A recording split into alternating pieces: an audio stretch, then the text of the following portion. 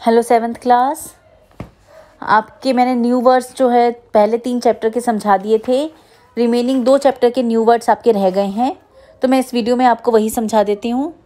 सबसे पहले मैं आपको सिविक्स का चैप्टर समझा रही हूँ, the constitution and the preamble. इसके इंपॉर्टेंट वर्ड्स आपको समझा रही हूँ। सबसे पहला है आपका द कॉन्स्टिट्यूशन। तो कॉन्स्टिट्यूशन जो है वो एक रूल्स एंड रेगुलेशन की बॉडी है जो ये डिफ़ाइन करती है कि किस तरीके से जो फंक्शंस होंगे या पावर्स होगी गवर्नमेंट की वो कैसे वर्क करेगी। साथ ही साथ जो आम जनता है, जो सिटीजन्स हैं यहाँ की, उनके राइट्स और ड्यूटीज़ क्या क्या है।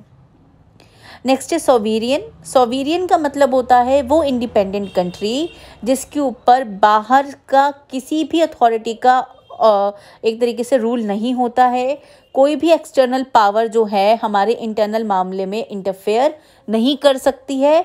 कुछ भी जो है हम लोगों को डिक्टेटरशिप जो है हमारे ऊपर नहीं कर सकती। जैसे कि हम भारत है, हम भारतीय लोग जो है हमारे ऊपर जैसे इतने सालों तक ब्रिटिशर्स का राज रहा, तो जब हमारा देश आज़ाद हुआ तो स्पेशली सोवेरियन वर्ड जो है वो लिखा गया हमारे कॉन्स्टिट्यूशन में कि अब हमारे देश के ऊपर किसी भी बाहरी ताकतों का रूल जो है वो नहीं रहेगा। नेक्स्ट है अमेंडमेंट। अमेंडमेंट का मतलब होता है जब कॉन्स्टिट्यूशन के अंदर कुछ चेंज करना हो तो उसको बोलते हैं अमेंडमेंट। नेक्स्ट है सोशलिज्म। सोशलिज्म का मतलब होता है कि कंट्री का जितना भी वेल्थ है वो वेल्थ चाहे किसी भी तरीके से हो, चाहे वो ट्रांसपोर्टेशन का वेल्थ हो, चाहे वो कम्युनिकेशन वेल्थ हो, जैसा भी वेल्थ हो, वो फेयर डिस्ट्रीब्यूशन हो, उसका हर एक को इक्वल अपॉर्चुनिटी मिले और ये जो अमीर और गरीब की जो खाई है उस खाई को कम किया जाए। नेक्स्ट है सेकुलर स्टेट। सेकुलर स्टेट का मतलब होता है कि वो स्टेट जो किसी भी रिलीजन को नहीं मानता और उसकी निगाह में सारे रिलीजन जो होते हैं वो इक्वल होते हैं, वो किसी पे भी किसी तरीके का भेदभाव नहीं करता। जैसे कि हमारे देश में कोई भी ऑफिशियल रिलीजन नहीं माना जाता। हमारा देश सेकुलर है, यहाँ पे हर धर्म की एक समान मान्यता है। नेक्स्ट है डेमोक्रेसी।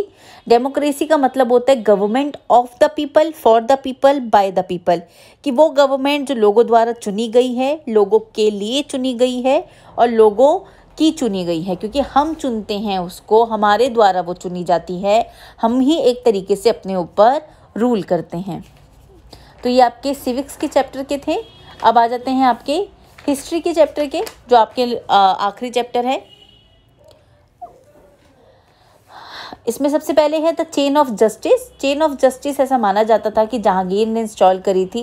ये प्योर गोल्ड की बनी थी, इसमें 60 बेल्स लगी हुई थी, ठीक है, between the palace and the bank of river Yamuna. जो रिवर यमुना है उसके किनारे और जो पैलेस है उसका जो राजमहल था उसके बीच में ये लगाई हुई थी। और ऐसा कहा जाता था कि कोई भी आकर उस बेल को बजा सकता है और डायरेक्टली राजा से जो है एक इंसाफ की मांग कर सकता है। नेक्स्ट है इंजीनियर किंग। इंजीनियर किंग जो है शाहजहां को कहा जाता था क्योंकि उसको जो है आर्किटेक्चर का पैट्रनाइज करने वाला राजा बोला गया। उसने अपने टाइम पे बहुत अच्छी अच्छी बिल्डिंग्स बनाई, आपको पता ही होगा, लाल किला उसके द्वारा बनाया गया, ठीक है, ताजमहल उसके द्वारा बनाया गया, जामा मस्जिद उसके द्वारा बनाई गई। तो इतनी अच्छी अच्छी इंपॉर्टेंट बिल्डिंग्स जो बनाई गई शाहजहां के द्वारा, इसीलिए उसको इंजीनियर किंग कहते हैं। नेक्स्ट है शाहजहानाबाद। शाहजहानाबाद जो है वो शाहजहां के बसाई गई एक न्यू कैपिटल सिटी थी, जो ये ओल्ड दिल्ली के नाम से अब जानी जाती है, यानी कि जो पुरानी दिल्ली है, ओल्ड दिल्ली, उसको पहले हम शाहजहानाबाद कहते थे। तो अब आपके सारे इंपॉर्टेंट वर्ड्स जो है वो ख़त्म हो गए हैं। आई होप अब आपको किसी भी तरीके की दिक्कत नहीं होगी।